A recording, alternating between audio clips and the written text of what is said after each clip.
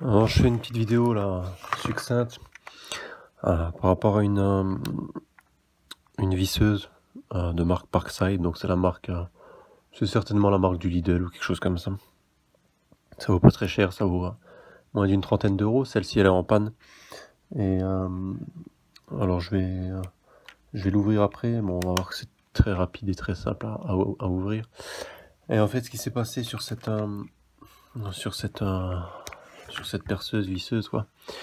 Donc évidemment, pour la mettre en charge, là on se branche ici, là on la charge là, et puis donc on vient mettre l'embout qui est là, voilà, et au secteur, voilà. Ouais, sauf que ça,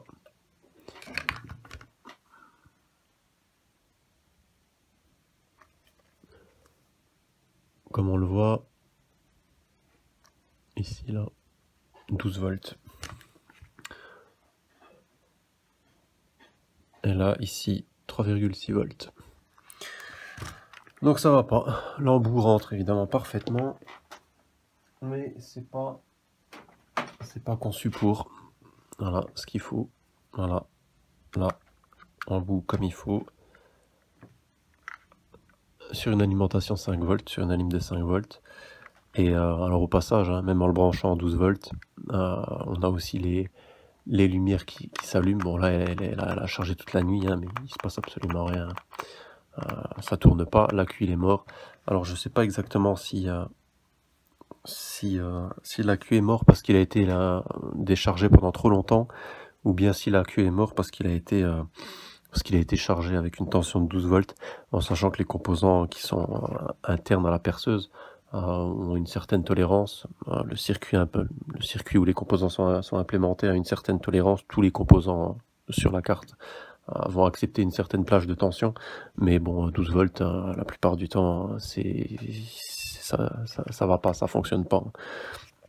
Sachant qu'évidemment, plus le composant va accepter une tension d'entrée, mettons par exemple un circuit intégré qui va accepter une tension d'entrée entre 5 volts et 6 volts ou 7 volts, va coûter évidemment beaucoup moins cher qu'un composant qui va avoir une tension, une plage de fonctionnement qui va aller de 5 volts à 50 volts. Alors après, il y a tout un tas d'autres critères qui rentrent en jeu, mais ça fait partie des critères qui jouent sur le prix. Donc forcément, les fabricants vont, surtout pour des trucs comme ça, vont pas s'amuser à mettre des composants qui supportent des tensions beaucoup plus élevées que ce qu'on est censé utiliser, hein. Donc voilà, ici, comme dit, chargeur 5 volts, je vais vous montrer, voilà, 5 volts, hein, et celui-là, c'est le bon, je suis pas sûr de le voir là. 5 volts, voilà. Donc dans tous les cas, en fait, l'accu a changé là-dessus. Alors c'était plus pour montrer, voilà, là il y a un accu, je l'ai payé à 4 € je crois, sur eBay, eBay France, donc 18650 c'est le format, et puis il est un peu plus grand, un peu plus épais qu'une pile, je sais jamais, le format AA je crois, ouais c'est AA, et un peu plus long et un peu plus épais, quoi. Ça se trouve facilement sur eBay ou AliExpress ou n'importe où d'autre. Donc là il va falloir souder, donc il va falloir que je branche le fer.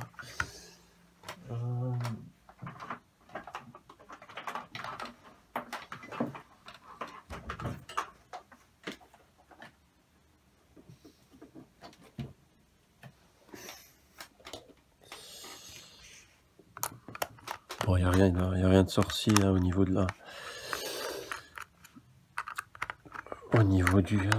remplacement de l'accu. Je vais montrer ça. On n'a pas besoin de sortir de Polytechnique pour remplacer un accu d'une visseuse. Voilà, il est là. En bleu, là. Bon, c'est un truc chinois, hein, évidemment. Pour ce prix-là, pas s'attendre à des miracles. Et alors là, par contre, on le voit légèrement, là. Enfin non, on le voit pas légèrement, on le voit très bien ici, là. Ça a cramé. Ça a cramé. Alors encore une fois, comme dit, je sais pas si l'accu, ce qui m'étonne quand même, c'est qu'il a bien brûlé, donc je pense plutôt que que ce qui s'est passé, c'est enfin non, je suis pas sûr. Soit l'accu est mort parce qu'il a été déchargé pendant trop longtemps, donc les cellules ont grillé plus ou moins. Et puis, soit c'est à cause d'avoir utilisé une alimentation non adaptée. Je sais pas exactement. Toujours dit qu'il faut remplacer si on veut que ça fonctionne. Donc là, le fer, il est chaud.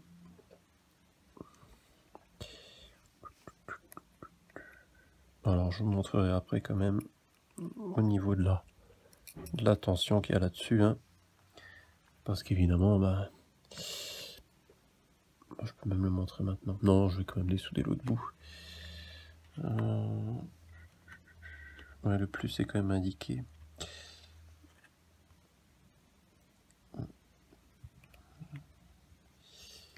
Voilà. Alors, j'ai le multimètre qui est là.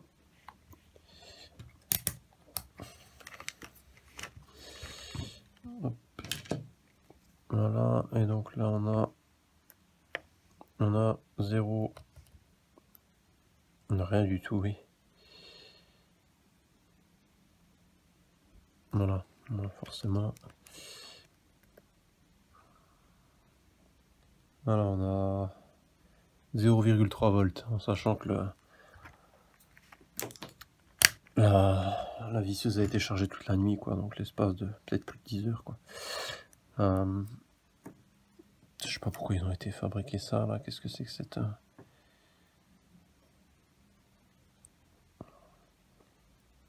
ce système en mousse, là? Oula, oui. Pas si on le voit, mais c'est bien cramé. Là, on voit tout le noir, là, qu'il y a, là. Ouais. Ouais. Ok. Bon, je pense que je vais essayer de souder ça directement. Hein.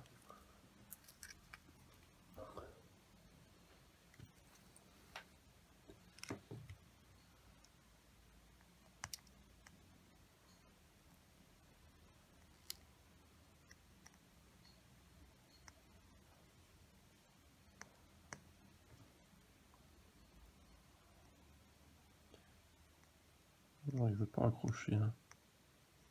C'est que j'ai toujours galéré plus ou moins pour...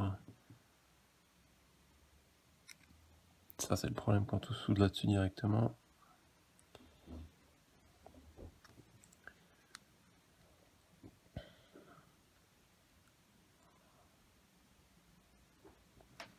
Bon, le but, c'est pas de faire une œuvre d'art. Hein.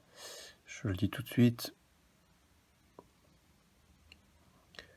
Donc ça sert à rien de commencer à me dire que c'est du travail de... Voilà, c'est juste simplement que ça fonctionne. Je me dis, c'est une visseuse à 25 €, je vais pas commencer à me casser la tête avec ça. Bon, le minimum, c'est que ça adhère un peu, ça a l'air. On va faire l'autre côté.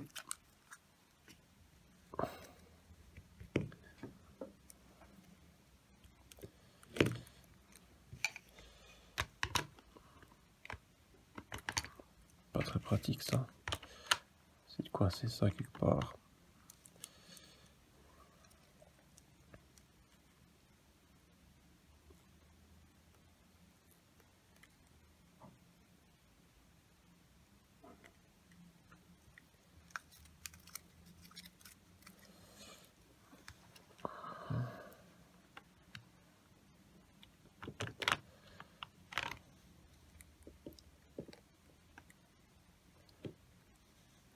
Ouais, encore une fois là j'ai rien prévu, je fais ça complètement à l'arrache donc.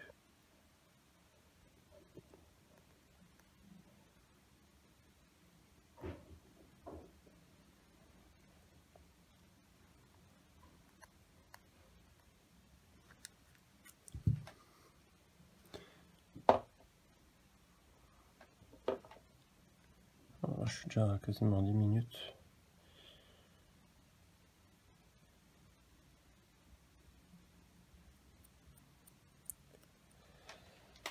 Ouais.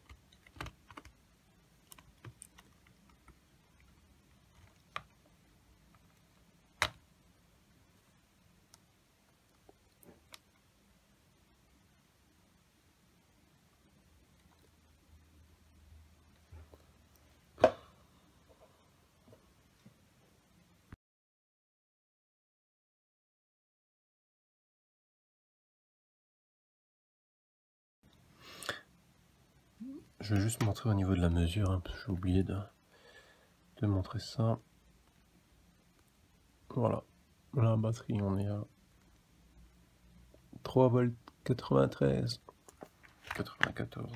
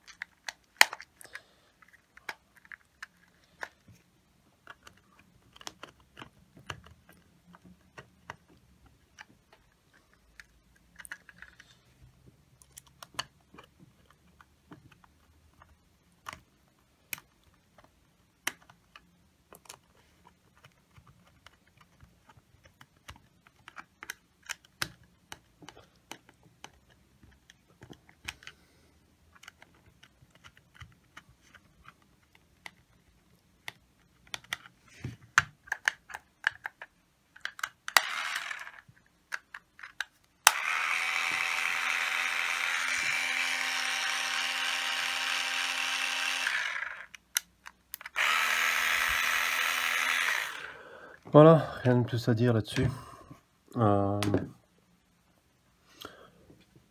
J'avais plus le temps de faire de vidéos ces derniers temps là, mais il y en a quelques-unes qui vont venir, notamment sur de la ligne de PC peut-être éventuellement, mais aussi un amplificateur, un amplificateur haut de gamme que j'ai rentré de marque Rotel. Je ferai certainement une vidéo d'ici, peut-être pas quelques jours, mais quelques semaines au plus tard. Voilà, bon bah c'est tout.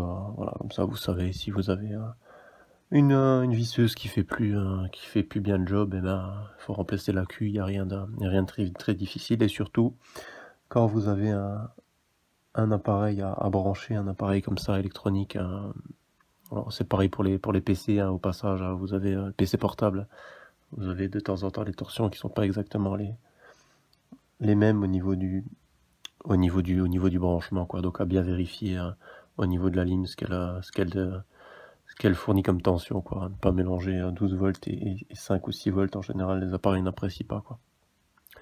Qui plus est quand c'est des appareils comme ça bas de gamme, entre guillemets bas de gamme. Bon bah voilà, allez, c'est tout, à la prochaine.